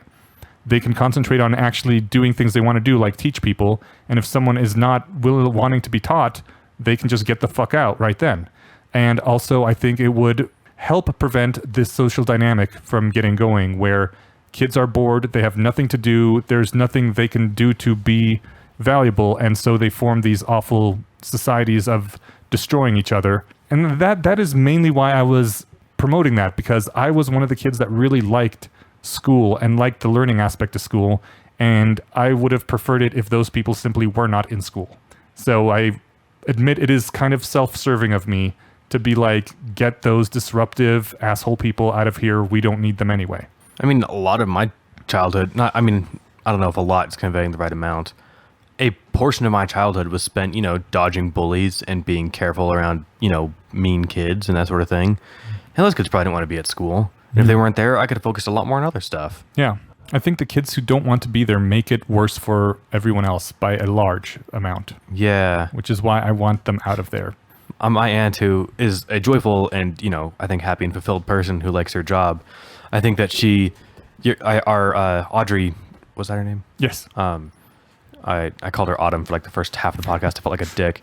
Audrey I don't think she saw prison guard as part of her job title. No. Whereas I think my aunt totally does. She's like, yeah, those bastards need to be kept in check, I think is what she might say. Okay. But I preface that she, is a joyful person who likes her job, because that's also true. Okay. But I think she's also like, well, as long as they're here, yeah, we need this discipline and we need to keep these guys in line, because, they're making it hard on all the kids who want to be here. Which, the fact that I phrased it that way, and I think the fact that I can plausibly imagine her or another teacher saying it that way, they're making it hard on the kids who want to be here, kind of illustrates your whole point. Mm-hmm. That, yeah, they don't want to be here. They're making things hard on everybody else as a result, and that's bringing down the whole system a lot. Yeah, and I would like for teachers to get more involved in their kids' lives and actually, want to be involved with the kids and can be a force for social good when there is a breakdown in the society that kids are creating. Yeah. And anecdotally, from Because my they do try to keep themselves separate. You don't want to get mixed up in the kids' shit, you know? yeah, But well, and if also once you're they have- part of that society and they can look to you as a normal person, you don't feel as bad getting involved in their lives. It's not like these are the wards that are in my charge that the parents have, entrusted me with ensuring their safety. It's like, these are my friends, my short, dumb friends, but my friends nonetheless. And so I will get involved and help. yeah, and occasionally there are teachers who do that sort of thing, and it's heroic and it's awesome. But it shouldn't be the odd heroic incident. It should be all the time. I see that, and part of the problem too is I'm not one of those like small classrooms are better, but yet when it's 30-1 and you as a teacher know the names of 200 students because that's how many you teach a day because they're all running through your classes all the time, you don't have the time to know their life story and help them with every little thing and get rid of their bullies and that sort of thing. But I can say anecdotally, and this probably speaks to the point of volunteering to go to school.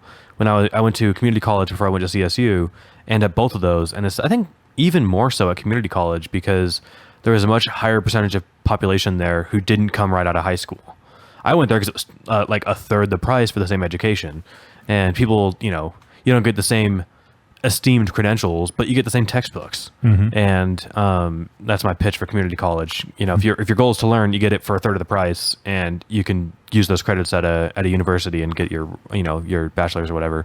I am more and more under the opinion that college isn't there for what you learn; it's for the connections you make, which is why you probably want to go the more expensive ones. And for the credentials. Well, and for the credentials, you get to but I put mean, letters- you can put you your can put first 2 letters after years your in name. community college and then transfer. But if you're there for the connections you make, you want to go with where the most valuable connections are going to be. That could be. Because you learn the same stuff in either way, but the people that you're around and that you form bonds with are different. And that is one thing I didn't know about college that I wish I would have known. Like, I stayed in my room and I did studying and stuff. And what I should have been doing is, well, for the one semester that I was actually doing college, what I should have been doing is being out there and making connections with people.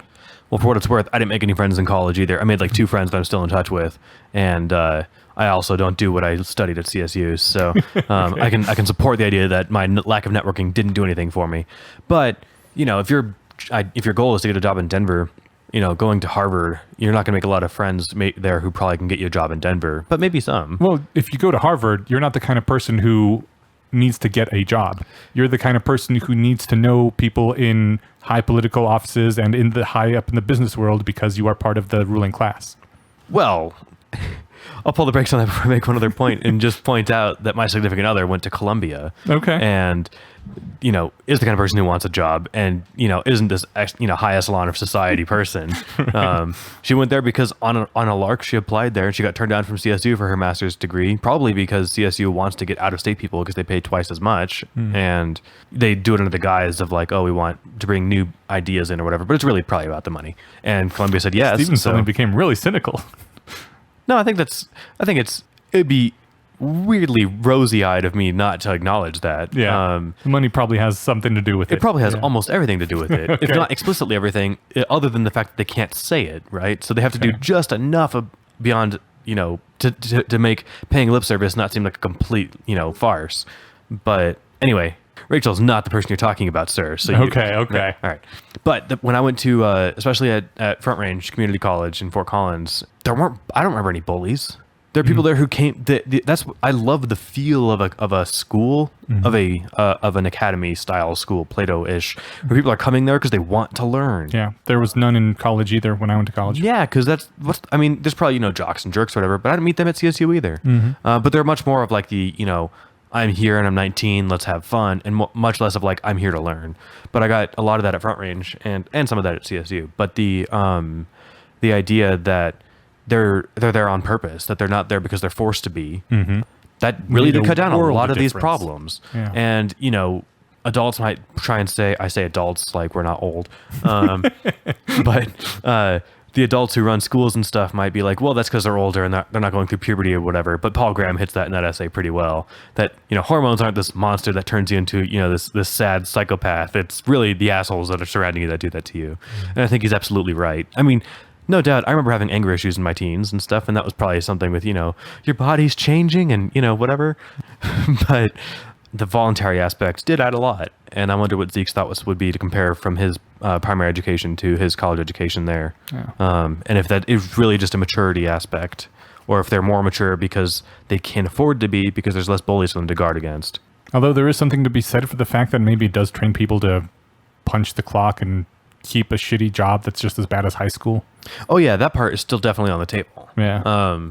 You know, and at work you have bullies off. I mean, you know, less overt. I don't get beat up at my job. Right. I don't even really get bullied. Right. But back when you had shittier jobs. yeah, that's true. But I do work with somebody who has been bullied at his job considerably, to the point where no one at work listens to this. No one will put it together because I know the names of like half my coworkers on my floor, and there's like 100, so no one knows who I'm talking about.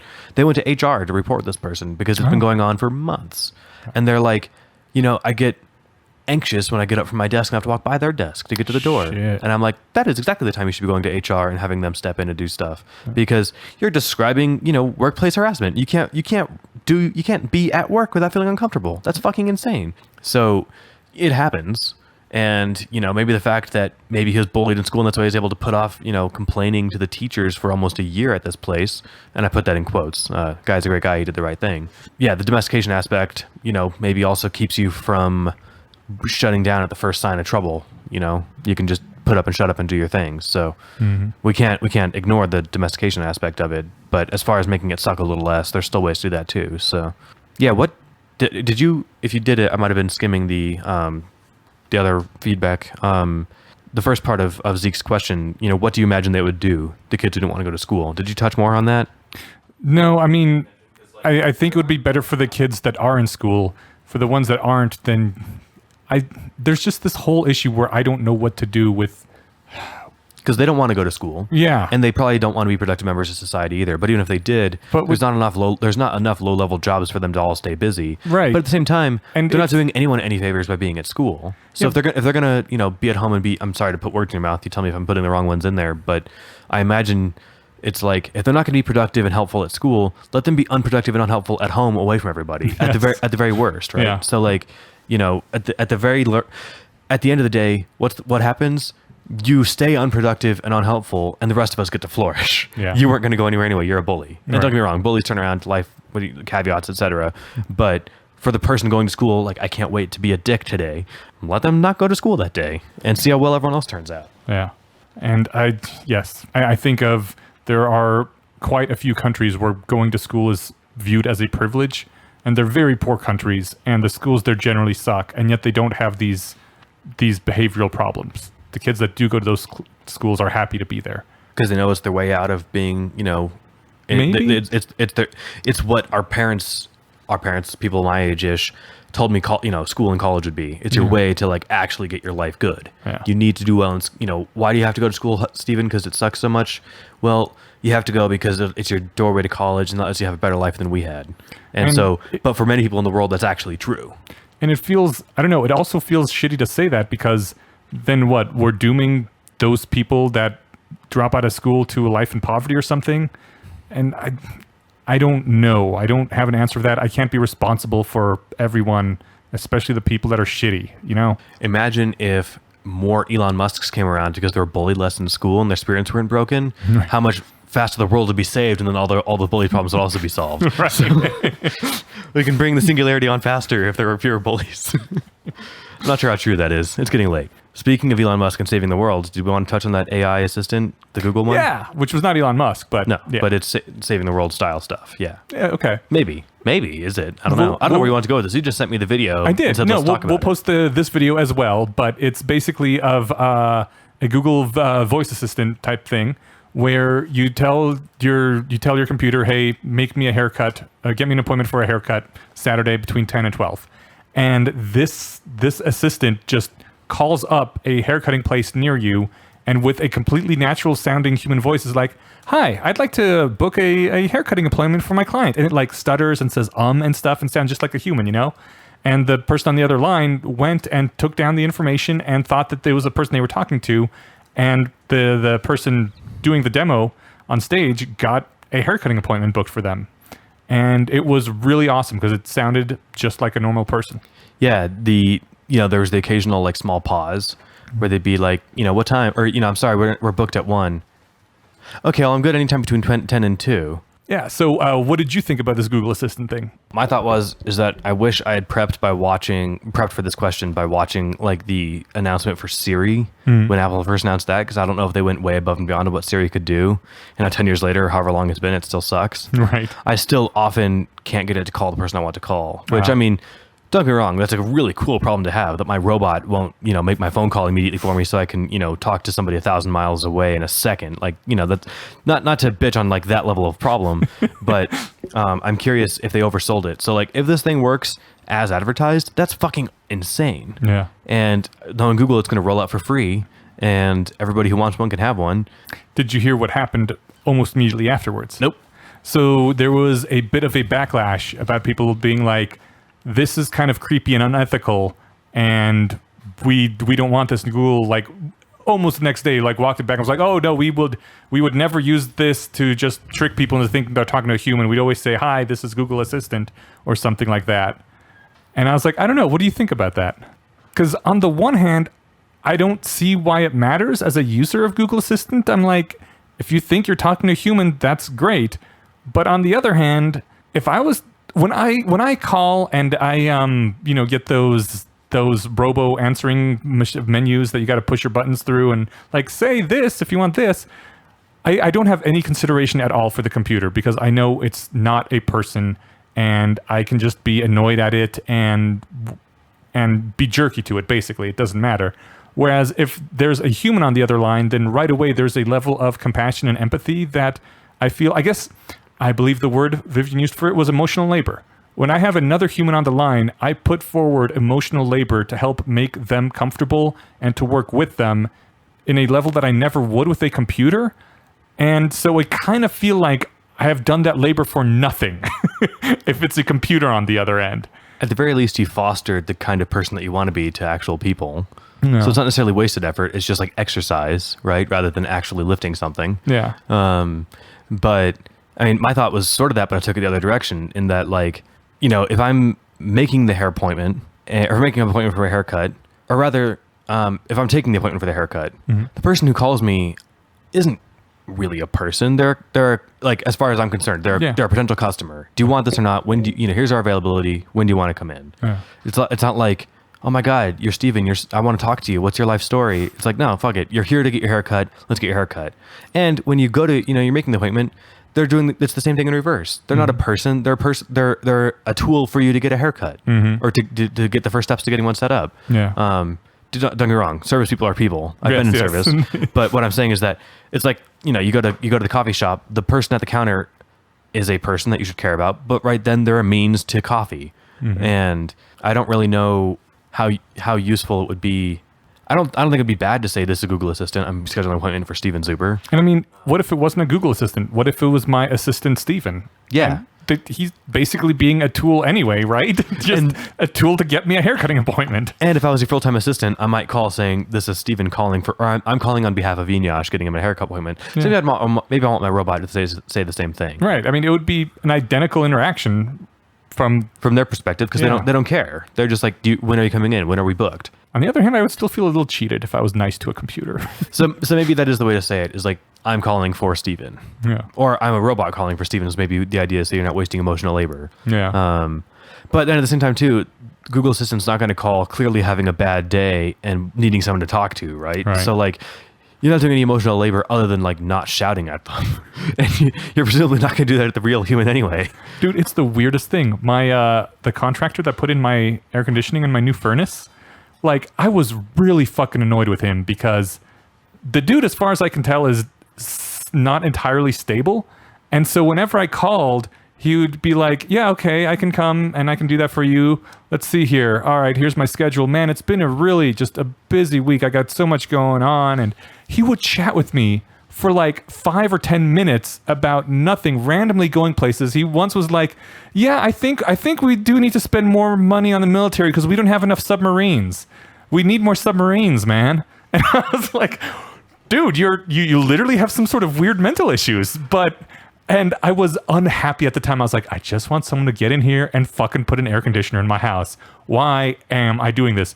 But now I look back on that as like, man, remember that weird dude that put in my air conditioner who thinks we need more submarines? That's hilarious. It's like, yeah, he's going to stick out in my memory. So That guy clearly had no filter. That's weird. I mean, I'm paused because I don't really know what to say there. Like he's violating the expectation of the contract that you guys have with that conversation. It's like I'm not calling to talk to you. Forgive me. I'm not talking to you as a friend or even somebody that, if at all possible, I'd avoid talking to you altogether. If I could do this online, I would. Yeah. But you take appointments over the phone. So here we are, right? Speaking of haircuts in this example, I've gotten haircuts from people and they'll tell me about like problems with their kids at school and problems with, their neighborhood and their house. And I'm just like, man, it's hot out, right? Like, what am I supposed to say? And so I do, I think I do a good job. I like to talk and I like to engage that kind of conversation and be friendly. But at the same time, one or two times it got kind of like personal and I'm just like, holy shit, like, do you remember my name?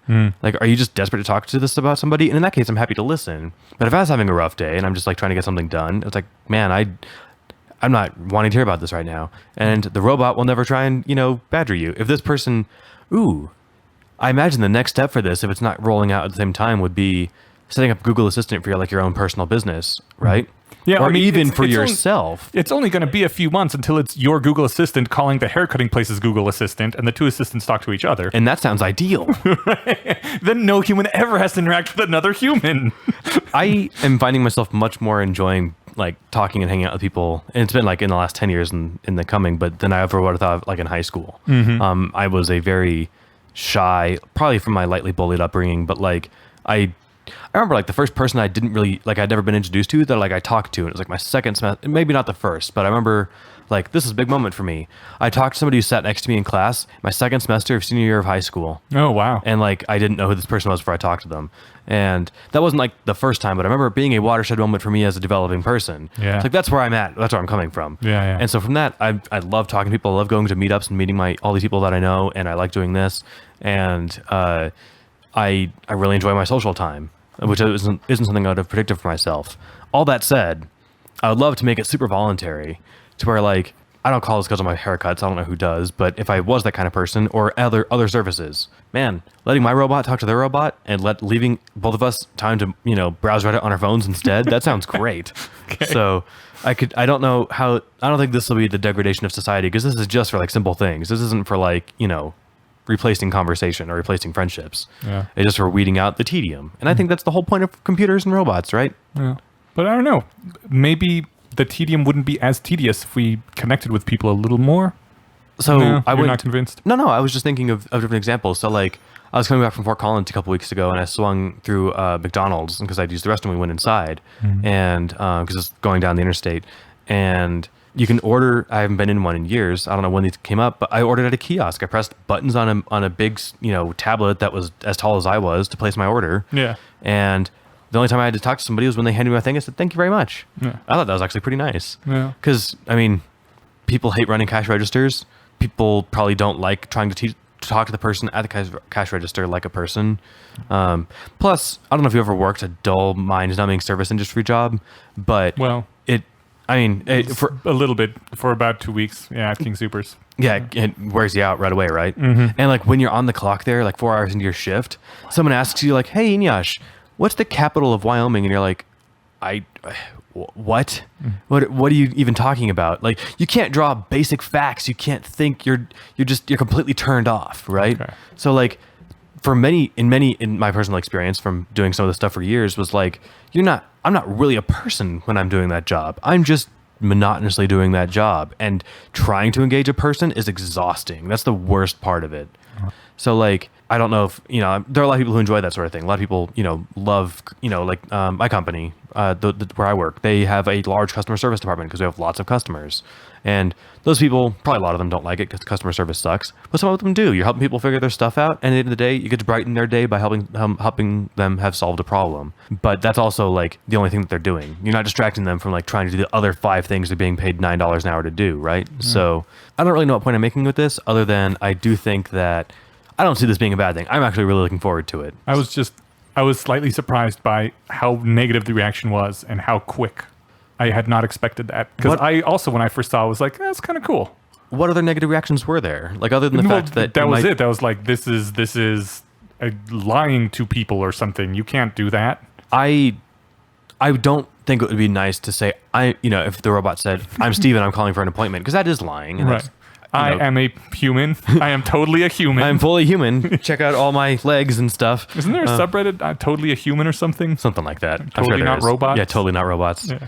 But like I think we kind of talked about, at the end of the day, when you're making an appointment or you're taking one, you're not a person. Neither of you are. You're just you're doing a job. Unit of productivity. Yeah. One downside could be that this could replace some jobs, and that's a downside. Mm. There are some people whose jobs it is probably to do things just like this. I think anyone rich enough to afford a personal assistant is going to want the actual the esteem of a personal assistant, yeah, but a human would still be better than a machine to have as a personal assistant. Like this is technology that will only be used by people who do not currently have personal assistants, so no one would be put out of a job. Oh, I meant like the person taking the appointment at the hair place. Oh, granted, they probably cut hair they too. cut hair too. But like bigger companies, if you're writing a lot of calls or something, that might be a full-time job. Okay. We probably could have staffed one less person at the pizzeria I worked at through college if there wasn't somebody having to answer phones. Because that person would also do other stuff. But since there was so we didn't take online orders because it was a mom and pop shop and they liked to be, in the 1990s, they did it all over the phone. So if that could also be done with a robot, there would probably be one less person on staff. So whatever that means, that's an externality, but that's just progress. And we're going to lose more and more jobs until either we all starve to death in the streets or are raiding the razor wire compounds of the trillionaires, or something else happens. Yeah. So that's just going to happen. In the meantime, I think my vote is enjoy your robot and enjoy not having to talk to people as much as possible. Excellent. I do have one other thing, sort of a RatChat thingy. Okay. Oh yes. Okay. So the. One of our friends recently posted on Facebook her problem with family movies. That every family movie starts out with a young person is in an abusive family that won't let them listen to music or won't let them marry the person they want to marry or something. So a young person leaves the abusive family and gets to go and be an individual and do their thing. And the abusive family eventually says, look, we'll let you come back into our family and you can have this one thing. And the young person goes, okay, that's great. And so they've won that one little battle and they come right back to the abusive family and everything is great forever. And that's just a horrible moral.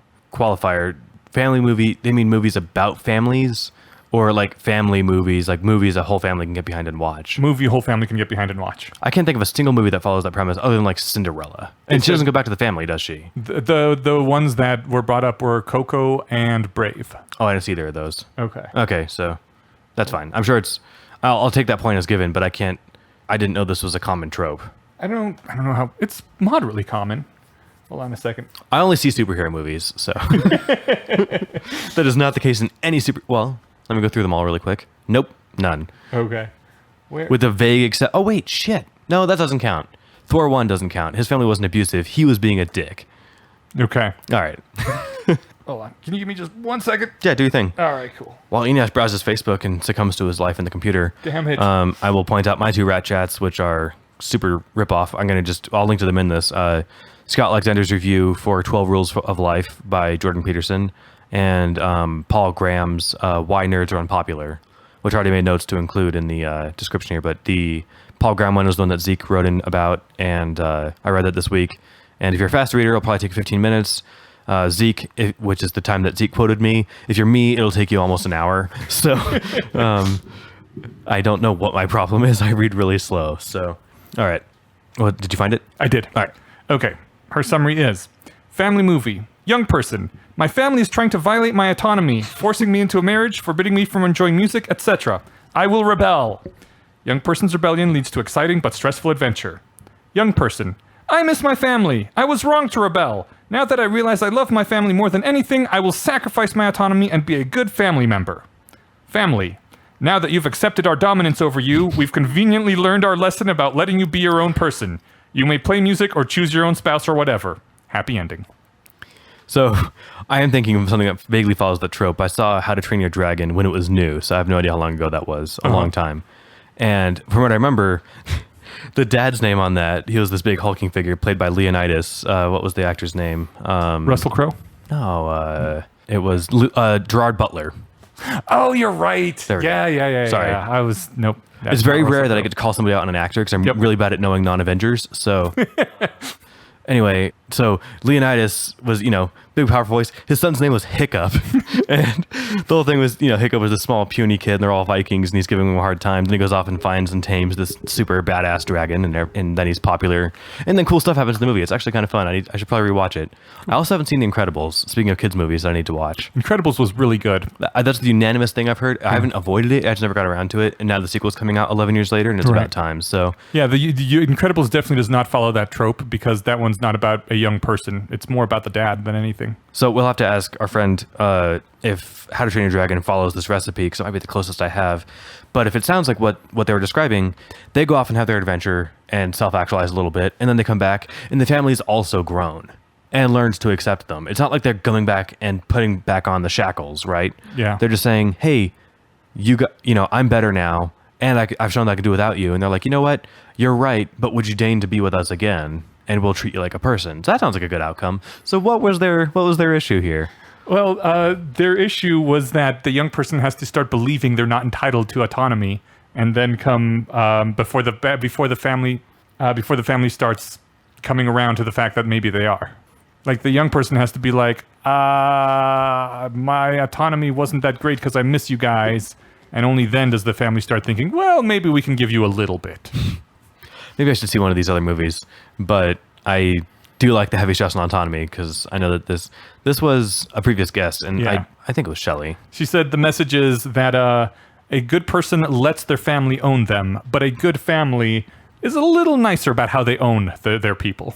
And I mean, my thought on that was that, that's true, and that's a great way of putting it. But the thing is, a lot of people don't think of, because this person that we had on as a guest is very much into the individualism and autonomy, But a lot of people don't think that way about humans. They think more about as collections of people, And so the family unit is more like a single organism, and like one person is really upset. That's like an organ is failing, right?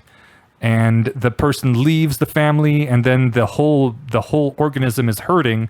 And it's a story about how the organism comes back and learns to be healed, to reincorporate the organ, and everyone is one again and together and happy because there was something out of whack with the body before, and now the body is fixed, and that's why it's a happy ending. And our friend just very much disagrees with this sort of issue on very personal grounds. But it reminded me of this fantastic rationalist article on Ribbon Farm that I read a while ago. So I went and reread it, and that is my rat pick for this week, or my RatChat topic. The name of the article is Minimum Viable Superorganism. And it talks a bit about superorganisms like the Catholic Church and the U.S. military, and like the amazing things that they can do when people all work together. This was Shelley. We had her on episode 34. And maybe another at some point. I can't remember. That sounds right. Who knows?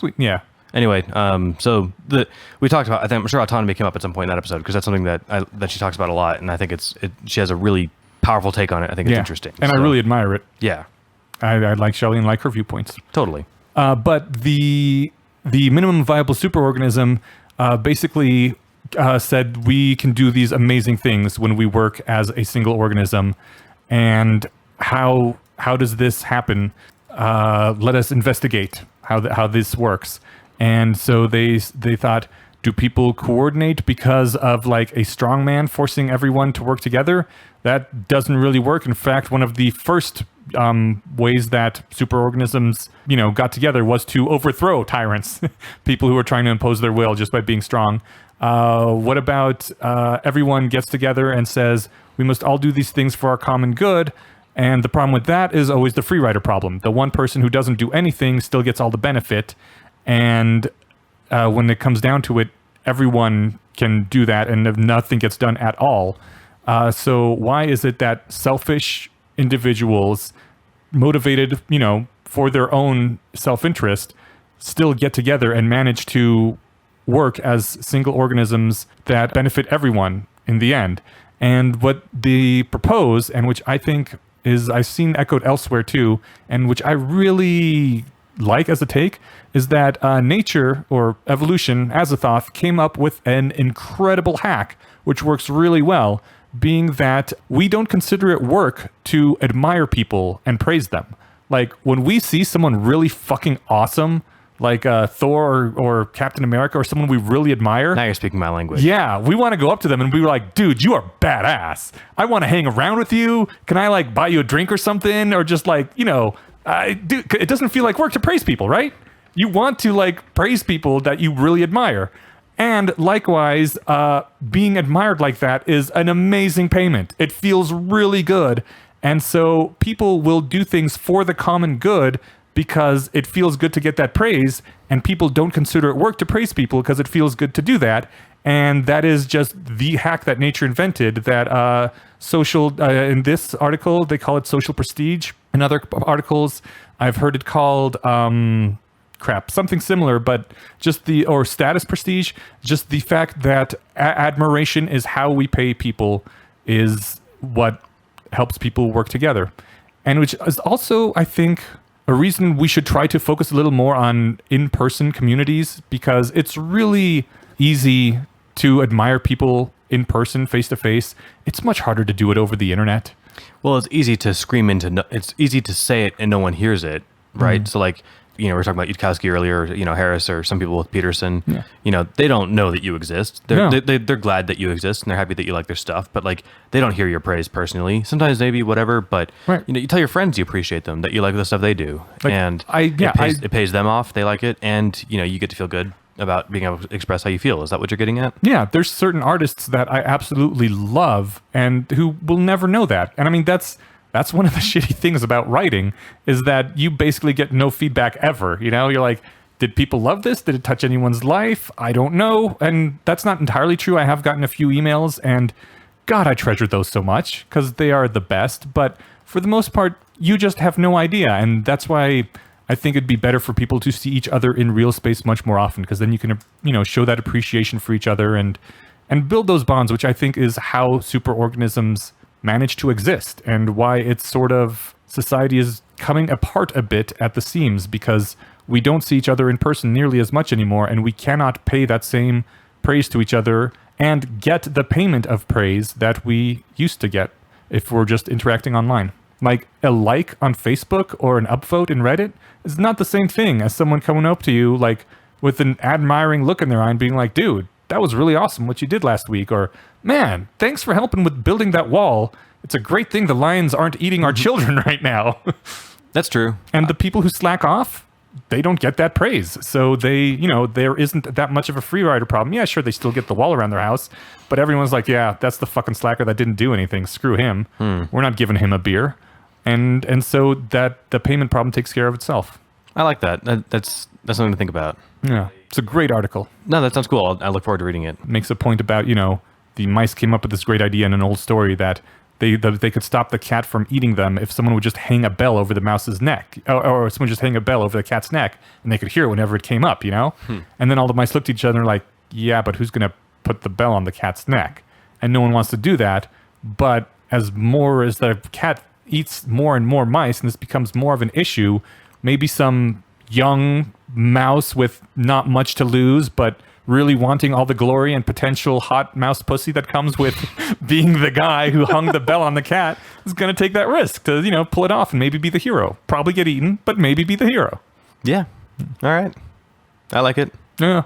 So that was my article. We'll link it on the show. Love it. Yeah, for sure. Not my personal article. My article that I enjoyed. Your pick. Yes. You got it. Your rationality chat. Yeah. Chatter. Oh, I should totally also mention the author of that thing as we speak about praise. That was posted on Ribbon Farm by Kevin Simler. Kevin, you wrote a great article. Why do I know that name? He had to beat up 2 burglars that were trying to rob his house while he was left home alone on Christmas one year. He was just a kid at the time, so they made a movie about it. That rings a bell. Yeah. I don't know. That was Kevin McAllister Damn from Home Alone. Which reminds me, Donald Trump was in the second Home Alone movie very briefly. I remember. Did you hear how Stormy Daniels described their sexual encounter? I can't wait to hear it. It was hilarious. She's getting sick and tired of people just constantly focusing on the sex part. And someone asks her, so like, what did you and Donald do? She's like, well, She spanked him with a Time magazine with his face, or with a with a magazine with his face on it, right? well, I mean, in this particular interview, she was like, well, I asked him, do you want to act out one of my movies? Because that's what most people want to do. He's like, no, you probably act out your movies all the time. Let's act out one of my movies. And so she went up to him and she said, hey, mister, where can I find the room, or whatever Kevin's line was, And he leaned over me and he said, you just go down that hallway, take your second door on the left. Then he turned around and walked away, and I never saw him again.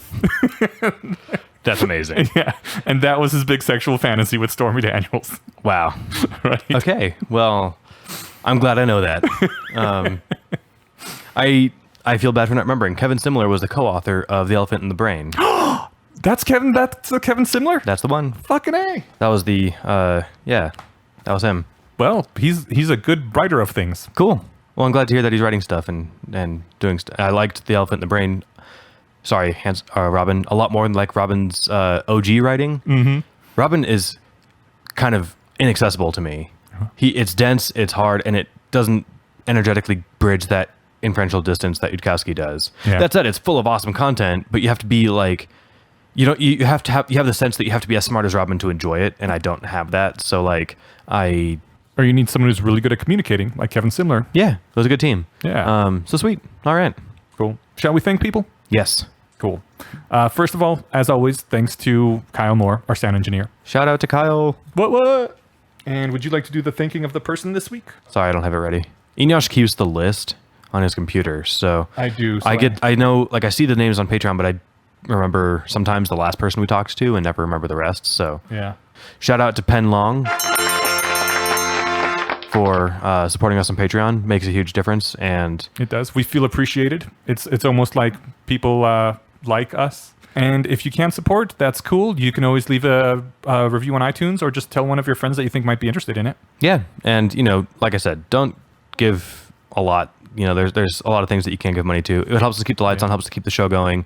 But like, don't be like, oh, where can I budget this in? If you have to think of how you're going to budget it in, don't. Yeah. That said, speaking of Patreon, this conversation went on for almost 3 hours, 3.5 maybe. No, not that long. Not all of it is going on the episodes, so almost 3 hours. Almost 3 hours. So some section of this will go to Patreons only. So trying to give some exclusive content, nothing that's going to like really, be a huge, pay to access the good stuff kind of thing. Yeah. But if you more like the of stuff that you heard near the beginning, yeah, there's more of that. Yes, exactly. Thank you. I wanted to say that. Yeah. All right. I'm glad it came back to me. I struggled off the air for like 30 seconds to remember that. So, all right, cool. Thank you to David Greer for composing our intro music. And to the Sumerki Project for composing our outro music. All right. I'm all set. Okay. All right. Thanks, everyone. Oh, yeah. If you want to interact, send us feedback, you can email us. The email is on our website, or you can post directly on the website, thebayesianconspiracy.com. And we have the